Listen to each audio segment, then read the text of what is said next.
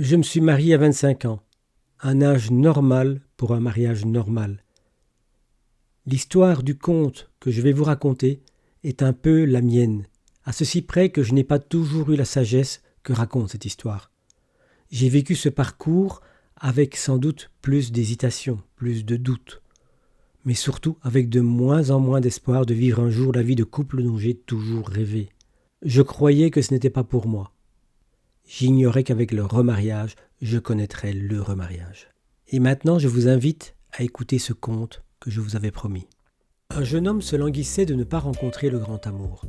Ses amis, qui avaient déjà fait l'expérience de plusieurs relations, le plaignaient. Mais celui-ci leur disait « Chance ou malchance, l'avenir nous le dira ». Puis, il rencontra une fille et décida de l'épouser. Ses amis se réjouirent pour lui, mais lui il leur répondit « Chance ou malchance, l'avenir nous le dira ». Il eut 2 enfants de cette union, mais le couple n'allait pas bien et ils finirent par divorcer. Ses amis le consolaient en lui tapant affectueusement sur l'épaule pour le réconforter. Mais lui se contentait de leur dire « Chance ou malchance, l'avenir nous le dira ». Il remit sa manière d'être en question, suivit moult séminaires de développement personnel et changea sa manière de vivre les choses, de s'écouter et d'écouter les autres. Et lorsqu'il rencontra cette femme qui était comme lui en recherche d'une autre vie, ses proches se réjouirent de le voir enfin heureux. Mais celui-ci leur répéta « Chance ou malchance, l'avenir nous le dira ». Ils étaient en accord sur de nombreuses choses, partageaient les mêmes passions et questionnements, mais elles ne pouvaient englober dans leur bonheur ces 2 enfants de l'union précédente, et ses amis compatirent de sa situation déchirée entre homme et père. Lui tentait de concilier l'inconciliable en murmurant « Chance ou malchance, l'avenir nous le dira ». Une thérapie lui fit comprendre l'inutilité de s'accrocher à cette relation incomplète, et sa séparation fut fêtée par ses amis qui enfin le virent libre d'un quotidien qui le rendait prisonnier.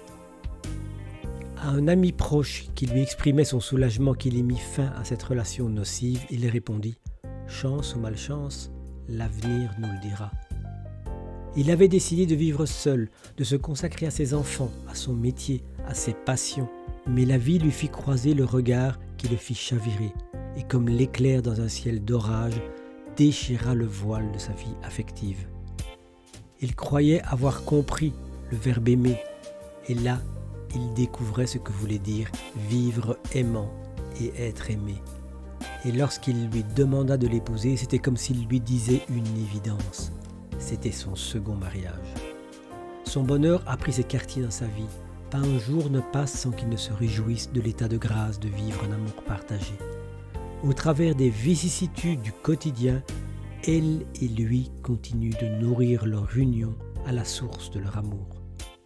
Et à celles et ceux qui se trouvent confrontés à la douleur d'une séparation, il leur adresse un sourire empli de tendresse et de compassion, en leur disant « Bonne chose, mauvaise chose, l'avenir le dira ».